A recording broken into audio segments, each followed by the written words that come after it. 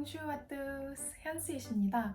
오늘은 제가 프랑스어 공부하는 이유와 공부 방법, 그리고 델프 시험 후기, 여러 가지 꿀팁들까지 소개해드리려고 영상을 찍게 되었어요. 먼저 제가 프랑스어를 공부하는 이유에 대해서 설명을 해드릴게요. 첫 번째는 제과에서 사용되는 혹은 제과 제빵과 관련된 정말 많은 단어들이 프랑스어로 이루어져 있기 때문이에요. 제과에 대해서 접하고 배우면서 생각보다 정말 많은 용어들이 프랑스어 단어라는 걸 알게 되었어요. 또 생각보다 많은 분들이 이런 단어들을 프랑스어 단어임에도 불구하고 영어 발음으로 읽는다는 것 또한 알게 되었고요. 예를 들어서 제과라는 뜻의 파티스리도 파티세리라는 단어로 많이 불리고 있고, 한창 유행했던 잠봉베르 샌드위치도 프랑스어 발음으로 하면 잠봉베르 라고 읽어야 되는데요. 사실 이 프랑스어 발음이 우리가 평소에 내지 않는 발음이기도 하고 생소하기 때문에 좀 더 많은 사람들이 단어를 읽기 쉽게 하기 위해서 평소에 영어 발음으로 읽고 표기하는 것일 수도 있어서 이게 잘못된 거라고 생각하지는 않거든요. 그렇지만 이제 저는 프랑스 제과에 관심이 많고 또 이쪽 분야를 공부하는 사람으로서 그동안 접했던 많은 제과 용어들을 다른 발음으로 알고 있었다는 점에 대해서 좀 무지했었구나 라는 생각이 들었고, 제가 추후에 다른 제과 용어들을 잘못 표기할 수 있는 상황이 생기는 것도 미리 방지하고 싶다고 생각이 들었어요. 또 프랑스 제과를 존경하는 만큼 제가 사용하게 된 수많은 프랑스어로 된 단어들의 발음을 존중해주고, 제가 제과 관련 교육을 하게 된다면 이러한 것들에 대해서도 다른 분들에게 알려드리고 싶다는 생각이 들었습니다. 두 번째로는 제과와 관련해서 프랑스어로 쓰여진 여러 가지 책, 잡지, 자료 등을 읽을 수 있고, 또 프랑스의 제과 관련 영상들도 볼 수 있다는 장점이 존재하기 때문인데요. 사실 프랑스가 미식의 나라로 유명한 만큼 많은 프랑스 셰프분들이 책을 내시는데 재미있고 도움되는 책들이 정말 많다고 생각을 해요.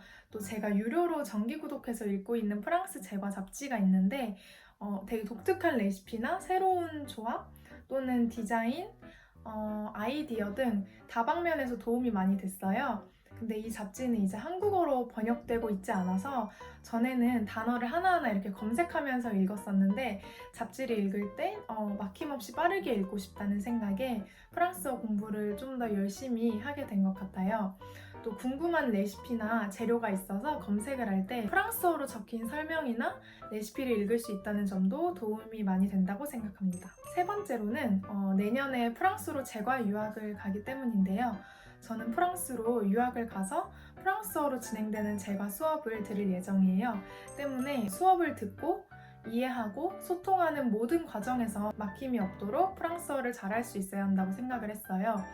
그리고 인스타그램으로 이제 델프 관련 질문을 받은 것들 중에 세아페 과정이나 워홀을 통해서 프랑스 제과점에서 일을 해보고 싶으시다는 분이 계셔서 설명을 해드리려고 해요.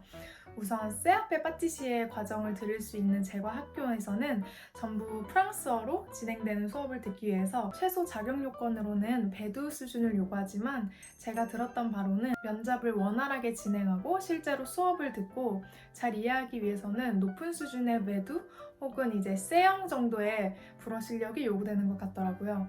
그래서 저도 11월에 배두 시험을 보고 난 이후에 C형 공부를 하다가 프랑스로 갈 예정이고요. 또 영어로 진행되는 제과 수업을 들을 때는 어느 정도 수준으로 프랑스어를 공부하고 가는 것이 좋을까요? 라는 질문도 있었는데, 저는 프랑스 제과학교에서 영어로 진행되는 수업을 듣더라도 공부하고 가시는 걸 추천드려요. 꼭 수업뿐만이 아니더라도 유학생활 동안 프랑스에서 겪을 불편함을 좀 덜 겪으실 수도 있고, 다양한 프랑스 친구들이나 선생님이랑 더 많은 소통을 할 수 있는 기회가 생긴다고 생각합니다.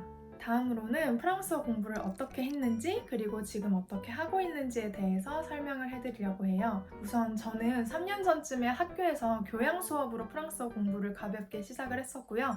근데 그때는 솔직히 프랑스어 공부를 엄청 열심히 하진 않았던 것 같아요. 근데 배우는 것 자체는 되게 재미가 있더라고요. 그리고 나서 이제 프랑스어 학원을 다녔었는데 뭔가 공부를 계속 하고 있기는 한데 실력이 크게 향상되고 있다고 느끼진 않았어요. 아마 지금보다 진도도 훨씬 느리게 나갔고 매번 이제 내주신 숙제만 하다 보니까 델프를 따기 위해서 필요한 공부량보다는 훨씬 적게 제가 공부를 한 것 같아요. 그리고 작년에 이제 학사 과정을 모두 마치고 올해부터 프랑스어 과외를 시작했는데요. 여기는 이제 제가 전에 근무했던 셰프님께서 추천을 해주신 곳이었어요. 근데 제가 여태까지 받았던 프랑스어 공부 숙제량보다 훨씬 더 많은 양을 내주셨는데 그만큼 뭔가 실력도 빨리 향상이 되고 있다고 생각을 했고 소수 그룹과의 형식으로 하거나 이제 1대1 개인과의 형식으로 수업을 들어서 제가 하고 있는 것들에 대해서 좀 이렇게 빠르게 피드백도 많이 받을 수 있었어요. 그래서 저는 지금 만족하면서 굉장히 잘 다니고 있습니다. 인강으로 세0까지 가능할까요? 라는 질문도 받았었는데 제가 인강을 들어보지 않았고 사람마다 배우는 속도가 너무 다르다고 생각을 해서 어디까지나 이제 주관적인 제 생각이지만 저는 상대방이랑 말을 해보는 연습이 중요하다고 생각을 하거든요. 근데 인터넷 강의로 수업을 들을 때는 그런 부분에서는 좀 한계가 있다고 생각을 해요. 특히 델프 수준이 계속 높아질수록 인터넷 강의로 공부를 열심히 하셔도 좋지만 과외 혹은 학원을 통해서 말하기 수업을 따로 들으시거나 아니면 인강으로 이제 수업을 듣고 스스로 이제 계속 대화하듯이 말을 이어나가는 연습을 많이 해보시는 걸 추천해드리고 싶어요. 다음으로는 저의 프랑스어 공부 방법에 대해서 알려드리려고 하는데요. 우선 저는 원어민 선생님에게 개인 과외 형식으로 프랑스어를 배우고 있고 듣기, 읽기, 쓰기, 말하기 모두 프랑스 교재를 이용해서 공부하고 있어요. 구체적으로 프랑스어 공부를 파트별로 어떻게 공부하는지에 대해서는 좀 길어질 것 같아서 꼼꼼히 준비를 해서 그리고 최근에 배드 준비를 시작하면서 고등학생 때 되게 유용하게 사용했던 캘린더랑 비슷하게 제가 직접 제작을 한 걸 사용하고 있는데요. 캘린더를 직접 보여드리면 여기 학습 우선순위라고 된 거 보이시나요? 이제 공부해야 될 우선순위를 간략하게 적어서 어떤 공부를 먼저 해야 되는지에 대해서 파악을 해요. 그리고 다음 종이를 보시면 몇 시부터 몇 시까지 무슨 공부를 했는지에 대해서 매일 적고 있어요. 어떤 파트를 적게 공부하고 많이 공부했는지 체크를 하면서 다음날 공부 계획을 세우는 식으로 하고 있습니다. 이제 여기에는 엄청 적게 적어놓은 편인데 원래는 이렇게 한 칸이 꽉 찰 정도로 적어요. 이렇게 적은 거를 나중에 보면은 정말 엄청나게 보람이 있고 내일은 더 많이 공부를 해야겠다라는 생각이 들어서 저처럼 이렇게 기록을 하시면서 공부하시는 방법을 추천드립니다. 또 프랑스어 공부할 때 유용하게 사용을 했던 어플에 대해서도 간략히 소개를 해드리려고 하는데요. 첫 번째는 이제 꽁슈계종이라는 어플이에요. 이 어플은 동사를 검색하면 정말 많은 동사의 형태 변화를 알려주는 어플인데요. 프랑스어를 공부하시는 분들이면 아시겠지만 동사의 형태 변화 가짓수가 정말 많아요. 그런데 아직 형태 변화를 모두 알고 있지 않은 동사를 쓰고 싶을 때 이제 일일이 검색을 하는 것보다 이 어플에 동사 원형을 검색해서 변형된 형태를 확인하는 게 시간도 절약되고 저는 너무 편리하다고 생각을 했어요. 그래서 이 어플을 되게 자주 이용하고 있습니다. 두 번째는 퀴즐렛이라는 어플인데요. 개인적으로 모든 언어 공부는 단어 싸움이라고 생각하는 사람이라서 이 퀴즐렛 어플을 되게 잘 쓰고 있어요. 이 어플에서는 제가 원하는 언어랑 수준의 단어 퀴즈들을 풀어볼 수 있는데요. 만약에 제가 델프베두 단어를 공부하고 싶으면 검색창에 델프베두를 검색해서 미리 유저분들이 만들어 놓으신 다양한 학습 세트 중에서 제가 골라서 퀴즈를 풀 수 있는 형식인데요. 이동하는 동안 지하철이나 버스에서 간단하게 몇 번 풀면 시간도 잘 가고 단어 외우는데도 도움이 되었던 어플이어서 추천드리고 싶습니다. 마지막으로 델프 시험 후기랑 꿀팁들에 대해서 소개를 해드리려고 하는데요. 앞으로 제가 시험과 관련해서 설명드리는 모든 사항들은 배영까지의 수준을 기준으로 말씀드리는 거니까 참고해 주시길 부탁드릴게요. 각 파트별로 시험 후기를 말씀드리면 우선 듣기에서는 주관식이 나오느냐에 대해서 가장 궁금해하실 것 같아요. 제가 시험 봤을 때는 아두랑 외형 모두 주관식이 있었고 당분간 보게 될 델프 시험에서도 주관식이 있는 형태와 없는 형태가 랜덤으로 출제가 될 거라고 해요.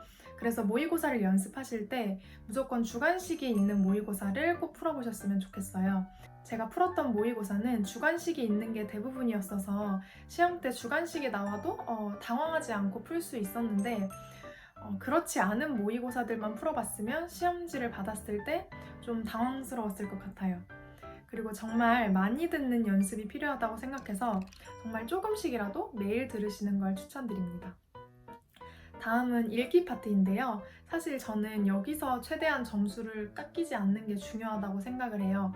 문제를 이렇게 반복해서 풀수록 점수가 제일 빨리 올랐던 부분이고 점점 푸는 속도도 빨라져서 다음 파트인 쓰기에 시간을 많이 쓸 수 있게 되더라고요. 또 같은 뜻의 다른 단어를 좀 열심히 외웠고 여러 분야의 단어들을 좀 다양하게 접해본 게 실제로 시험 볼 때 도움이 많이 됐어요. 마지막으로 대부분 지문의 순서랑 문제의 순서가 거의 일치를 해서 특정한 문장이 이해가 안 되거나 단어를 몰라도 최대한 그 순서에 맞게 정해진 범위 내에서 답을 찾으려고 해서 완전히 이해를 하지 못했어도 틀리는 문제를 줄일 수 있었습니다. 세 번째는 쓰기 파트인데요. 이제 네 파트 중에 가장 높은 점수를 받았어서 제가 가장 열심히 준비했던 세 가지를 알려드리려고 해요. 첫 번째는 자주 쓰는 표현을 암기하는 건데요.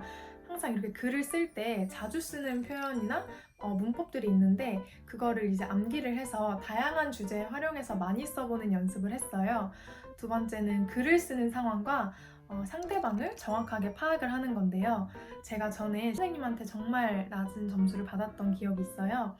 알고 보니까 글 자체는 잘 쓴 글인데 주제에 어긋나서 점수를 정말 낮게 받을 수밖에 없다라고 하시더라고요. 그래서 그때 글을 쓰는 상황이랑 상대방을 파악하는 연습을 정말 많이 했었고 시험 때도 주제에 어긋나지 않게 글을 잘 쓸 수 있었던 것 같아요.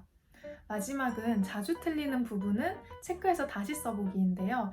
저는 썼던 글에서 틀렸던 부분이 있으면 그걸 고쳐서 다시 써보면서 반복해서 틀리는 부분을 줄이려고 했고 시험 이틀 전에는 제가 많이 틀린 부분을 이렇게 한 장에 정리를 해서 시험장에서 확인하고 시험을 봤어요. 그래서 제가 소개해드린 이 세 가지가 아두랑 외형 시험을 준비할 때 정말 도움이 많이 돼서 여러분들도 해보시길 추천드려요. 이제 마지막으로 말하기 파트인데요. 저는 두 시험 모두 남자 프랑스인 감독관 분들과 시험을 봤었어요. 근데 이번 시험에서는 정말 소름이 돋았던 게 전날에 모의 시험으로 선생님이랑 말했던 주제랑 정말 똑같다 싶을 정도로 비슷한 주제가 나왔었어요. 그래서 정말 많은 주제를 접하고 말해보는 게 중요하다고 생각을 해요. 아두 때도 많은 주제를 써보기는 했는데 내용 준비할 때는 거의 150가지의 주제를 접해봤었고 특히 어려운 주제는 키워드를 직접 찾아보거나 어떻게 말할지 계획을 짜는 연습을 계속했었어요. 또 실제 시험보다 시간을 적게 잡고 말하기 준비를 하는 연습을 했었는데 아두 시험 볼 때는 같은 주제를 연속으로 3번을 뽑아서 다른 친구들이 말하기 시험 준비할 동안 저는 계속 주제만 다시 뽑았었던 기억이 있어요. 대형 같은 경우에는 준비 시간이 10분이라고는 하지만 이제 실제로 문제를 뽑고 주제를 정하고 어떻게 말할지 계획을 짜면은 거의 준비 시간이 5분에서 7분 정도밖에 되지가 않거든요. 그래서 애초에 연습을 할 때부터 5분에서 7분으로 타이머를 맞춰두고 어떻게 말을 할지 계획을 짜는 연습을 했습니다. 그래서 실제 시험장에서 준비 시간이 많이 부족하진 않았던 것 같아요. 마지막으로 많이 듣고 말하면서 발음 연습을 하는 건데요. 특히 코로나 때문에 마스크를 쓰고 시험을 봐야 되잖아요.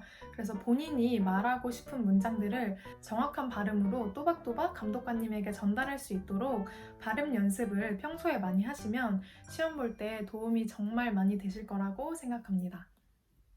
이렇게 오늘 프랑스어와 델프에 관한 컨텐츠를 찍어보았는데 다음 프랑스어 관련 컨텐츠에서는 각 파트별로 자세한 저의 공부 방법에 대해서 다룰 수 있도록 해볼게요.